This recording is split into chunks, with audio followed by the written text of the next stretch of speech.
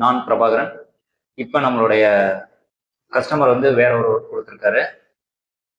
நம்ம கஸ்டமரோட கறிக்கடைக்கு 6 அடிக்கு 3 அடி, அதாவது வித்து 6 அடி, ஹைட்டு 3 அடிக்கு ஒரு ஃப்ளெக்ஸ் போர்டு கொடுத்துருக்காரு. அதுக்கான டிசைன் நம்ம பண்ணிட்டோம்.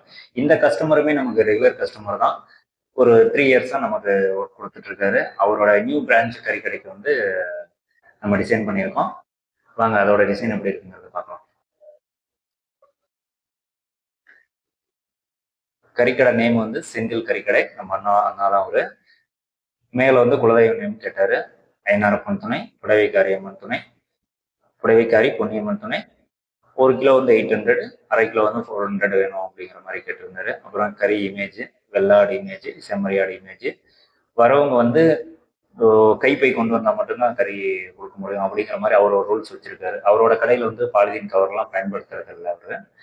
அப்புறம் வந்து முயற்சி என்னுடையது, முடிவு முருகனுடையது அப்படிங்கிற வாசகம் கேட்டாரு. அவருடைய கான்டாக்ட் நம்பரு, இந்த வேலி இமேஜ், அவரோட புகைப்படம் வேணும் அப்படின்ட்டு கேட்டிருந்தாரு. அவர் வந்து லோக்கல்ல கொஞ்சம் நிறைய பழக்க வழக்கம் இருக்கிறதுனால அவரோட ஃபேஸ் பார்த்தா தான் கஸ்டமர் அதிகமாக வர்றாங்க அப்படின்ட்டு இமேஜ், அவருடைய ஃபோட்டோ வைங்க அப்படின்ட்டு பாஸ்போர்ட் சைஸ் ஃபோட்டோ கொடுத்தாரு. அதையும் நம்ம கட் பண்ணி ஒர்க் பண்ணியிருக்கோம்.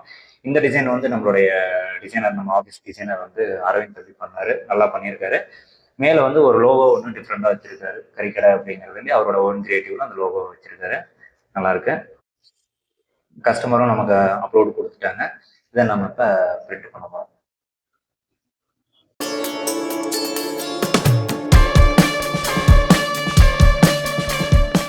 பெட்ரோமேக்ஸ் லைட்டே வேணுமா?